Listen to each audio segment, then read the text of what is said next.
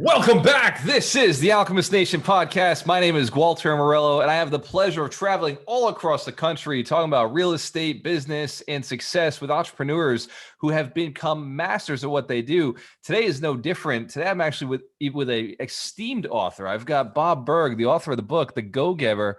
Bob, welcome to the show. Thank you, Walter. Great to be with you. So I noticed, first thing I noticed when I saw you log in was you have a monster library behind you. Yeah, that's one small part of my home library. I always tell people my home is comprised of books with some scattered furniture.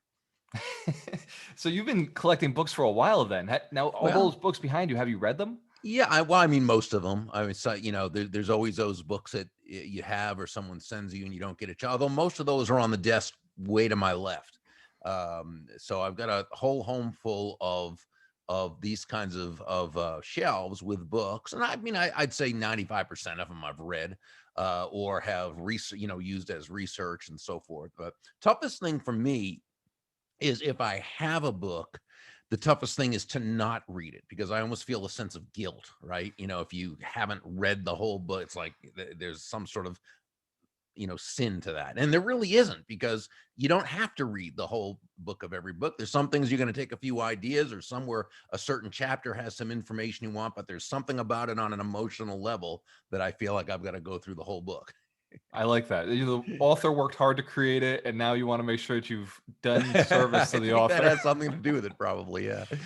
So you've become an author of not just one book, a series of books, and you actually wrote the book Referral. What is the name? Yeah, Endless Referrals. That was Endless my first Referrals. one, yeah. That was one of the books that really got me thinking about people and social, like as a way to actually be more than just friends with people. Like I could actually raise myself up in life and feel better about those relationships. What inspired the book?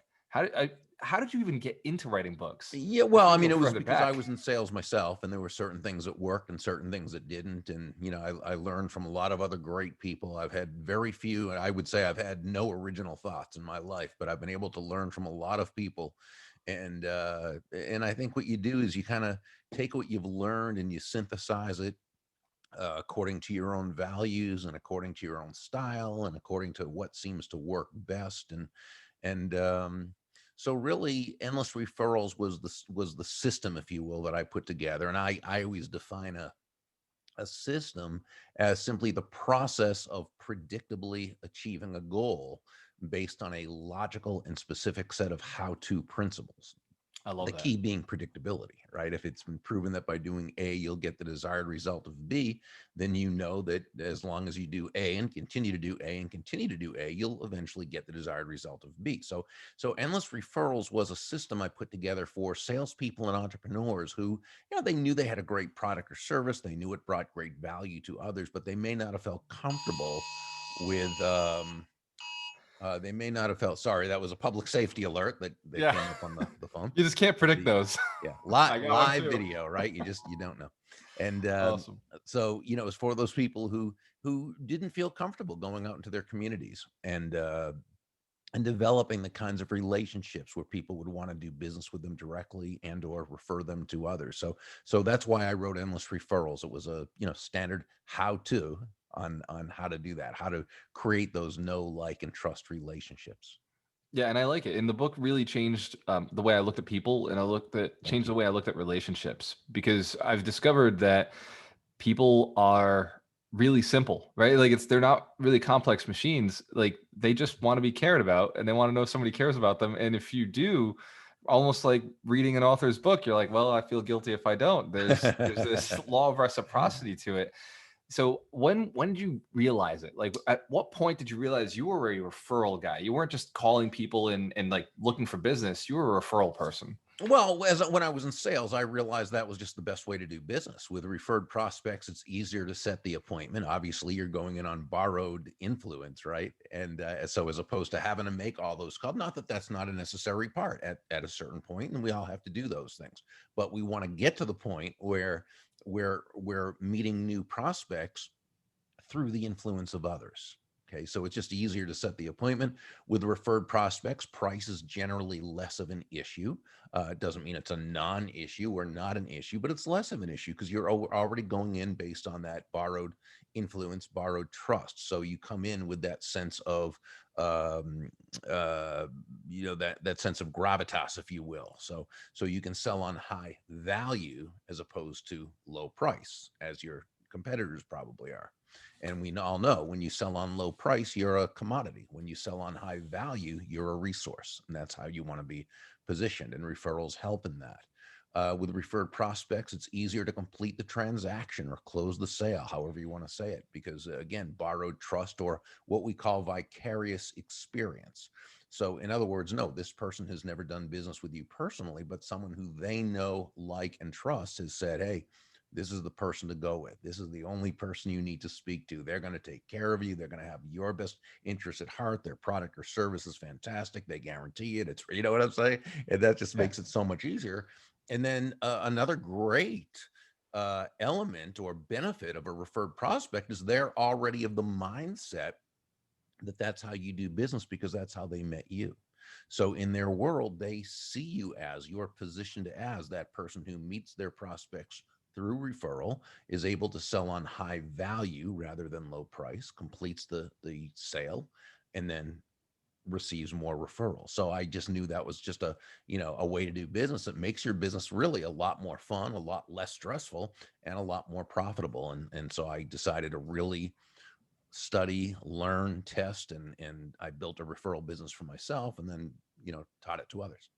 You're something of a scientist of the human mind, or the scientist of relationships. I look at Thank you. obviously this conversation and all the books in the background, the way you go through and you say the word process often. Like you must have looked at these relationships over and over and over and said something here is consistently happening, and you able to like communicate that, because I think there's a lot of people who do figure it out, but they're not able to communicate it as fun as you do. Well, thank you. I think it's really, when you think about it, it's a continuous study of human nature. That's really what it is, because who are we dealing with when it comes to business? We're dealing with human beings. Who are we dealing with in our personal relationships, our social relationships, right?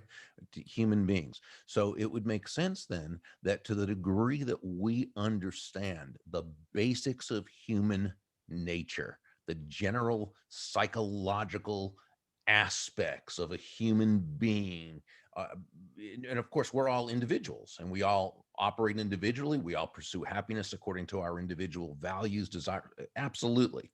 Yet there are certain elements of humanity, of human nature, that are the same. And when we understand this and we accept it and we work within those elements of human nature, now we're really 9 steps ahead of the game in a 10-step game. I like it. So, Bob, I got to ask a question because, I own all of these.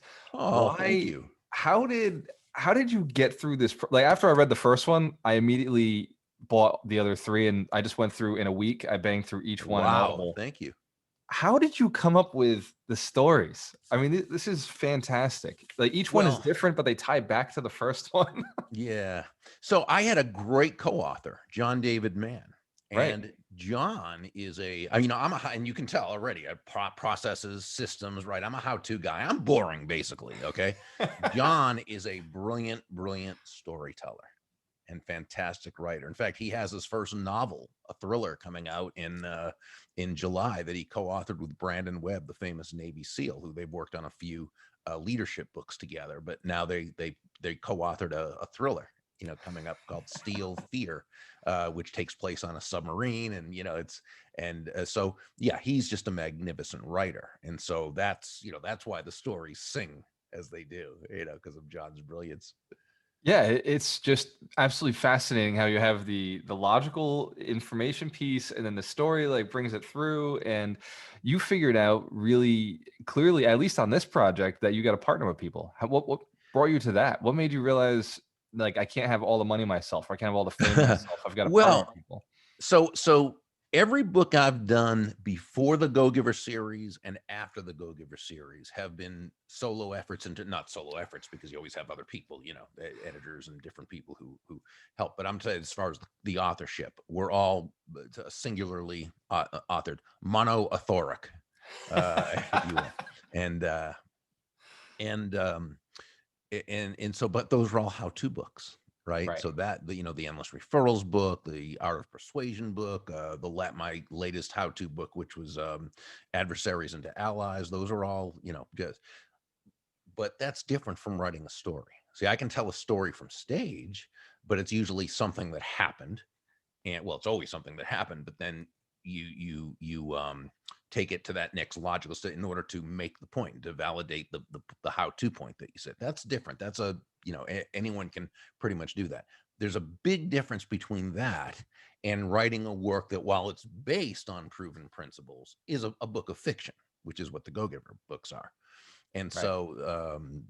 so I knew that was outside my strength zone, not outside my comfort zone, but outside my strength zone. It just wasn't that's not my forte.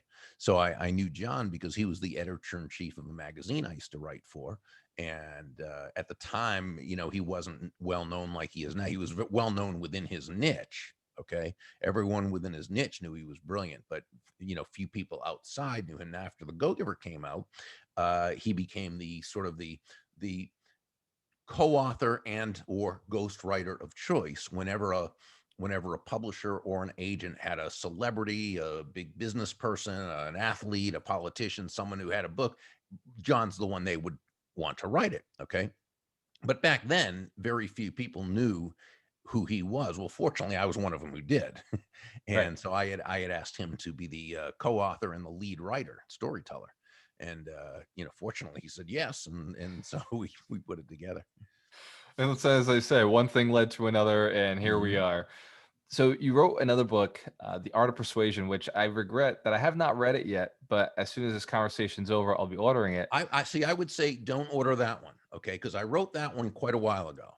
The one that I wrote called Adversaries into Allies. That's the Art of Persuasion 15 years later, and it's a much better book. The Hold challenge on, is the Art I'm of ordering Persuasion. this now. The Huh? Art of say it again. So it's Adversaries. it's called, yeah, Adversaries into Allies. And Okay. the subtitle is Master the Art of Ultimate Influence. Although I've since changed ultimate influence to genuine influence because I think it's a nicer word and it's better. But yeah, that's what it says. But it's Adversaries into Allies. It This looks one right like there. this. Yeah. Well, okay. So yeah, that's the that was the hardcover. This is the paperback. So either one. But yes, that would be the same book. Got it. Ordered. Thank you. Awesome. Yeah, that's so I do you use NLP at all now? Because when you say influence, I immediately think hypnosis, neurolinguistic programming, or is this a truly the art of relationships? Yeah. Not that I have anything against NLP. That they have some great stuff. In fact, I took a course just from an NLP practitioner just so I could learn, what it was about. So on a surface level, I understand NLP, but I'm not a practitioner. I wouldn't know. I wouldn't be able to go in and do it like a lot of those great NLP practitioners can. No, so this is really just, what it is. It's just how to get the results you want when dealing with others in such a way that not only does everyone come away better off than they were beforehand, which of course is so important, but that you help the other person to feel good about themselves, about the situation, and about you. I like So that. yeah, so it's very much, it's one of those things where you don't have to learn 5 ways to do this or 7 ways to do this or so it's kind of just very intuitive, very natural. You can go through it and boom, you're able to apply it. Awesome. Allies into adversaries into allies. This is a huge opportunity because that's my biggest mission on the planet is I want to build 100 millionaires. So I want to inspire people, but it can be very polarizing, Bob. As I say the word millionaire, people will say, oh my God, like they just want to get rich or I don't want to be that. I just want to be comfortable. What would you give me for advice if I was looking to truly build 100 millionaires or inspire people? What would you say is the easiest way to go out and communicate with them? Well, I upfront. think first we have to always, we always have to check the premise. We always have to ask, why is it that people would react as opposed to respond? Because it's a visceral reaction when they hear millionaire or they hear, wealth or something like that. And why is there a negative, uh, kind of reaction to that? And of course, in the Go Giver, we talk about the law of receptivity, right? Which says the key to effective giving is to stay open to receiving, which means what? It means you understand that you breathe out, but you also have to breathe in. It's not one or the other. You breathe out carbon dioxide, you breathe in oxygen, you breathe out, which is giving, you breathe in, which is receiving.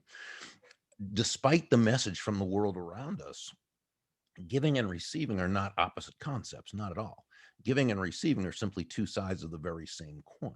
Now we know that the laws of life, laws of nature, laws of human nature, laws of economic nature say you've got to, the giving comes first, right? You plant before you harvest, you sow before you reap, you give before you receive. It's like Pindar said to Joe in the beginning of the story. He said, some people go up to a fireplace and say, first you give me some heat and some fire, then I'll throw on some wood and a newspaper and light a match. Well, life doesn't work that way. You give, and then you receive.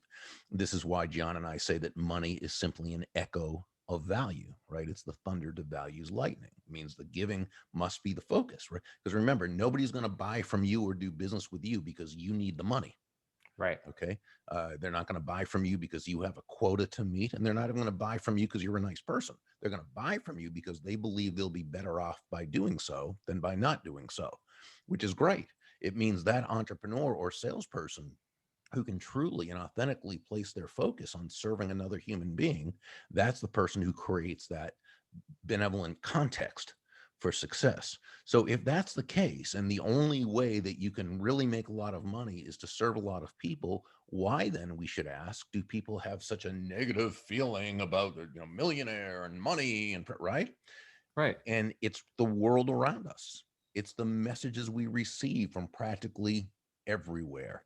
And it starts young, often from, upbringing, environment, schooling, newspapers, or what those things that we used to have, newspapers, news, movies, television shows, where the messages are so often, when it comes to prosperity and abundance and money and business, they're not mixed messages. They're absolutely horrible messages.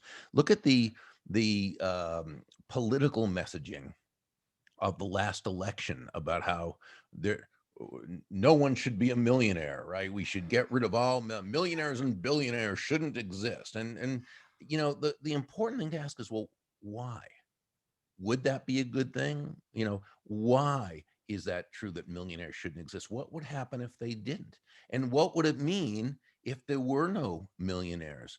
And when you think back, it would mean nothing was created that enough people found beneficial to use, Right. right? That what it would mean is nothing had happened, and we'd be so less advanced than we are now. If somebody made their millions or their billions through cronyism as opposed to free market capitalism, if they did it through cronyism, through donations, through their lobbyists to the politicians who made special rules and regulations that gave them an unfair advantage and kept out by all means, not only should they not be a millionaire or billionaire, they should be in jail. Okay, but that's rarely the case. Well, it's the case when it comes to Washington and when it comes to, but in terms of the people we know, Yeah. okay, and the The people average we deal person. with, right, the average person, that's not, it just isn't true. The only way you can be a millionaire or a billionaire, is to provide immense value to the lives of lots and lots of people who willingly choose to buy from you because they believe they will be better off by doing so, right? Right. And Right. so when someone understands that, now they see that if you've made $1 million by providing something to the marketplace that helped others, that's righteous. You don't want to get rid of millionaire. You want to have as many millionaires as you can. That was magical. Okay. So it's a matter of, first of all, when you say about creating millionaires, there's going to be people who, first of all, are going to say, yeah, great, wonderful. Okay, so these are the people. What you've got to teach them, though, is you're only going to make this million by serving tons of people with great value. Okay, but Right. they'll learn that, and that's fine. It's the ones who say, oh, millionaire, oh, I wouldn't want to be, say, that's fine. And I appreciate your saying that. So let's just look at it for a second. Okay, and let's discuss why that is. I love But that. because again, you're totally entitled to your beliefs. I just want to dig a little deep and let's just look at together. What is it about being a millionaire that would not be a good thing? What would it mean? Okay. And so now what you're going to do is you're going to get to what people really think being a millionaire. I mean, it means I took advantage of people. I did this, I did that. Because what do you see in all the movies? My friend Randy Gage, one of the greatest speakers today and authors on prosperity and prosperity mindset. He does this great vignette about how practically every major, big box office smash movie features two types of people in it. Okay. There are the good people who are generally portrayed as struggling, being poor, but they're happy. They're always poor, but happy. Okay. But they're always being picked on, put down, stepped on, stepped over, taken advantage of by who? The rich people who are always evil and cowardly and terrible, and they have no soul, and that right. And Yep. he takes a scene in and I think this is a very telling scene. It was from the first Spider-Man movie. And Uncle Ben and Peter are talking about, that about being poor and so forth. And Uncle Ben says these words. He says, Peter, we may not be rich, but at least we're honest. Oh, what a horrible, horrible message for some young teenager to see. Okay. Right. And someone might say, well, but it's just a movie. Well, first, no, it's not just a movie. It's pretty much every movie. But Yeah. even so, the message, this is the kind of messaging that kids get and they Wow. grow up with. And it's not that they're consciously thinking, oh, money is bad, but inside in the unconscious part of our brain, that's exactly what they're thinking. So they're living with this thought and they see this thought, and every time they see someone who's wealthy, they're not asking, oh, I wonder who they served and how many they served to get that. They're saying, oh, I wonder what they had to do to get right. Right. And so then when they're adults and they're doing some great work and creating that benevolent context for money to come to them, and it does, instead of receiving it with gratitude and with love, what they're doing instead is, and again, this is not conscious, this is on the inside, this is the unconscious, saying, well, wait a second, but I'm honest. I hold honesty as a high value. I'm a nice person. I'm a kind person. People who make all this money, they did it on the backs of others by taking advantage of others. I would never do that. So what did I do? Wrong, Right. right? And are people going to still like me? What are people going to think of me? Are people going to think I've changed? Is it going to change me? It right now these. And Yeah. so, my belief, my feeling is that we need to proactively study abundance, because all the garbage that we hear about it, that comes in naturally. You can find that and do find that everywhere. So that's Right. why people like, Randy Gage and Bob Proctor and David Nagel and Sharon Lechter and Ellen Rogan and Ken Honda of Japan and some of these people. I mean, they blog and they have books on this and they do videos and they do, and they write on it. And I mean, you can study this stuff. And 99.9% of what they talk about is the inside game. Right.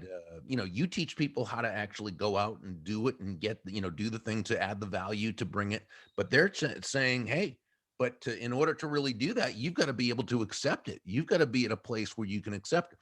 I first learned about this from the 1960s book, Cybernetics, written by Dr. Maxwell Maltz. An amazing book. That's when I first learned about how the mind is really what guides us, and that it's mostly unconscious. And until you recognize it, you're kind of trapped, uh, by your beliefs that you really had nothing to do with creating.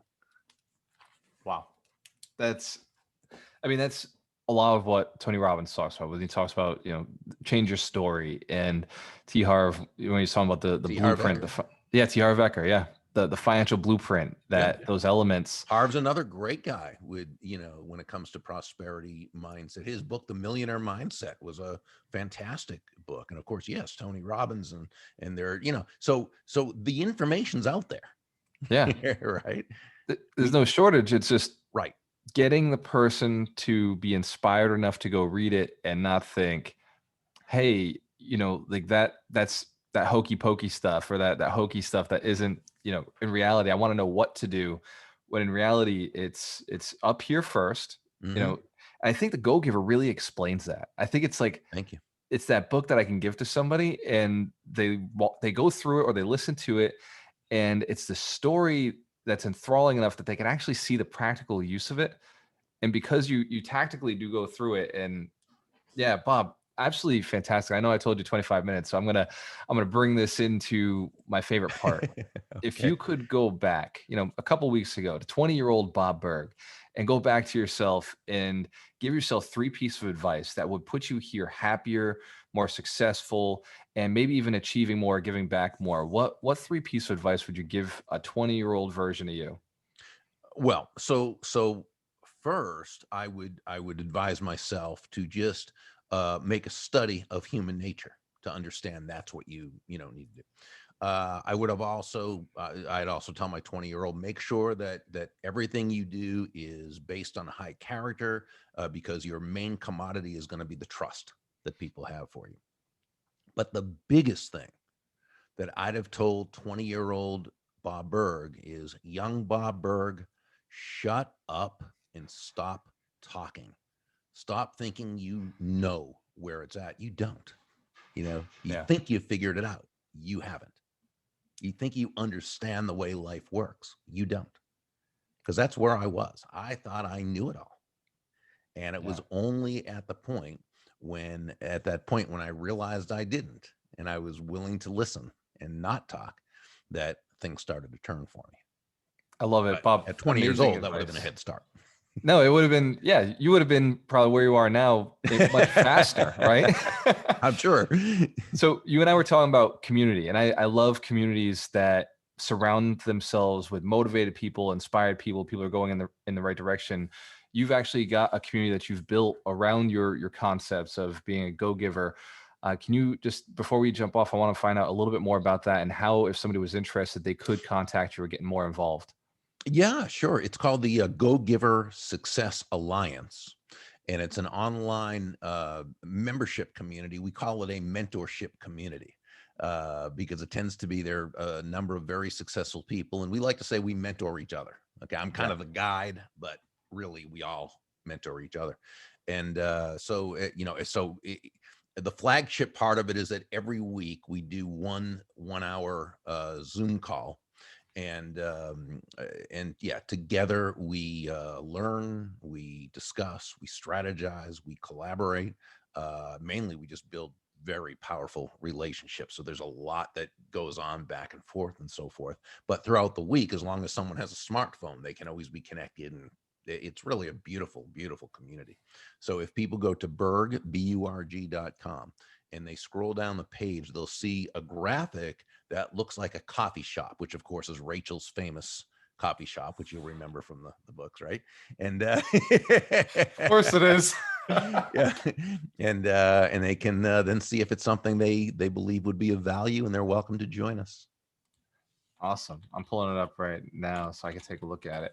Yeah, So Bob, you've given us some amazing advice, some real insights, an opportunity to be able to hang out with you a little bit further in your thank you. community.